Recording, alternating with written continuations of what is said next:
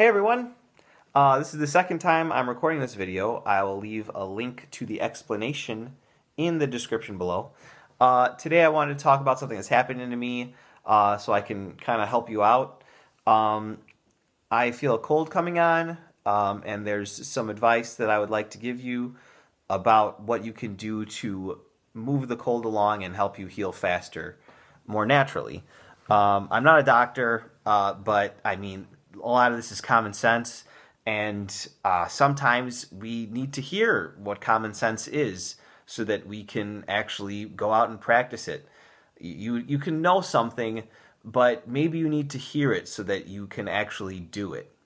So this stuff is just going to be common sense stuff and just stuff that you can research and see for yourself. The first thing that you need to do to help yourself fight off a cold is to eat healthy. So I'm talking about food that's very nutritious and not too difficult to digest. You don't want to take any energy away from your body in order to process heavy meats or concentrated sugars. So you're going to want to go a little bit more towards the greens in your diet, like spinach and broccoli, and you're especially going to want to have some extra vitamin C. You're not going to want to supplement this with like a pill or something, because too high concentrations of vitamin C is not good for you, just like anything. You can't have too high of a concentration. You should be getting your vitamin C naturally. Vitamin C has been shown to assist in preventing colds and also helping you recover from them. It's important to stay away from concentrated sugar. I mean, high sugar is the enemy of life, basically, if you're an American. Just so many bad things come from just so much sugar, and it's something that we just eat constantly. It's just so bad for you. And I blame sugar for why I have this cold right now.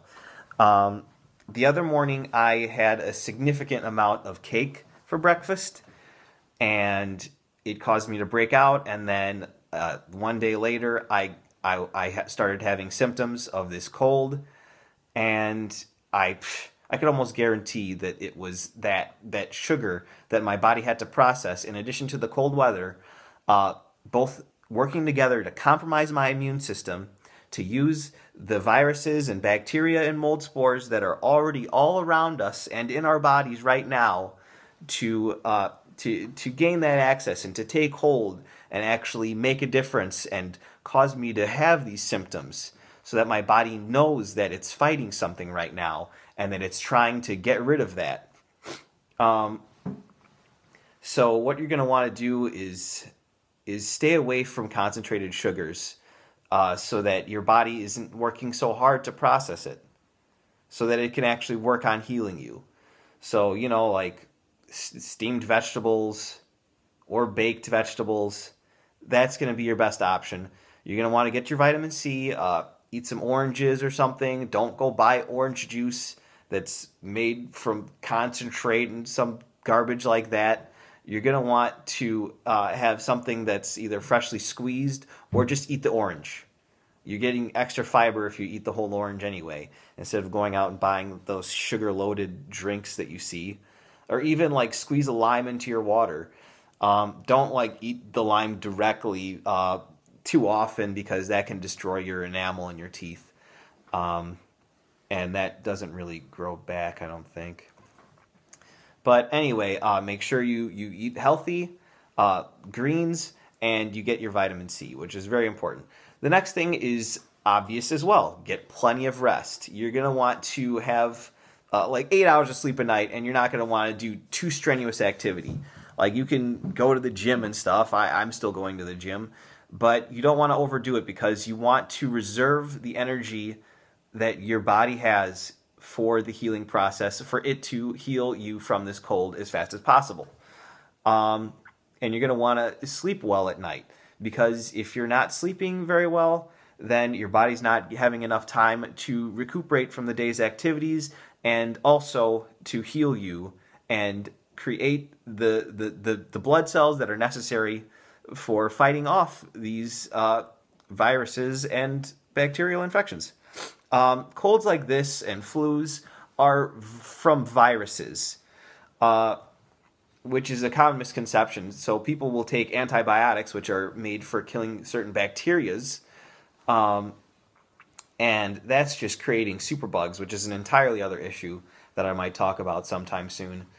But yeah, so these viruses are something that basically are always in us and around us, but can really take hold when we compromise our immune system with something.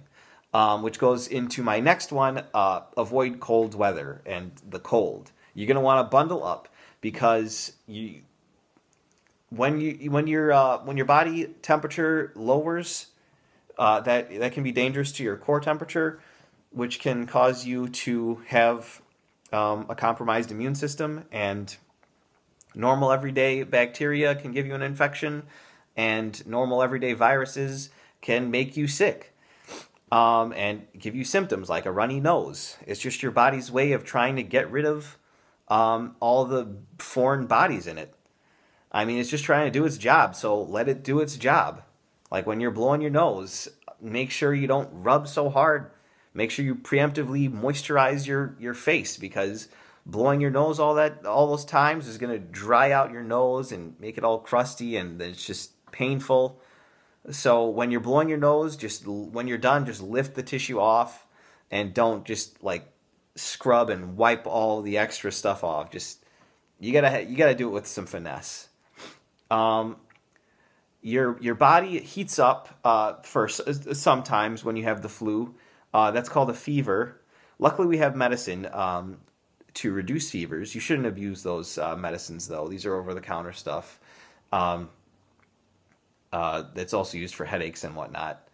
And without those medicines, we would probably not have such a population, because people would be dying of fevers. But your body is burning those calories and heating up in order to keep you warm.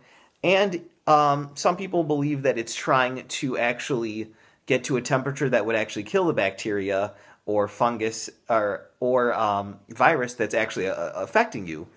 But I mean, your brain will fry long before your body has a chance to heat up enough for it to actually kill the cells or the virus that's actually afflicting you. Another thing you're going to want to do that people don't always do is stay hydrated. You're going to want to stay away from things that are diuretics, like coffee, things that'll make you urinate more, because you want to keep all your water so that you can have your bodily functions working in the manner that they need to be to heal your sickness. Because if you're dehydrated, you're not going to have the viscosity that you need to make mucus to help you along with your healing process, and all your bodily functions come with this. And if you've got the flu or some type of thing like that, you might have symptoms that cause you to lose water, like diarrhea. Thankfully, I do not have that right now. But you're going to want to stay hydrated. That's very important. Again, just common sense. And then, just don't like drink juices and stuff like that, stuff with high sugar. You're going to want like water, even some tea will help you. And the last thing that you should do is try and get some honey. Honey is one of the I believe it's the only food substance that has a relatively infinite shelf life. Basically, it's antimicrobial, antifungus, antiviral properties from the process that's made by the bees prevents it from spoiling. I talk about in earlier videos how food spoils. You basically have some type of mold or bacteria that enters and starts consuming, and then it just exposes its wastes and expands, and you end up getting either moldy bread or just something sour, something nasty. And there are times where we want to control the way bacteria or mold work. An example of bacteria is Greek yogurt. Those are good bacteria that can help you digest your food.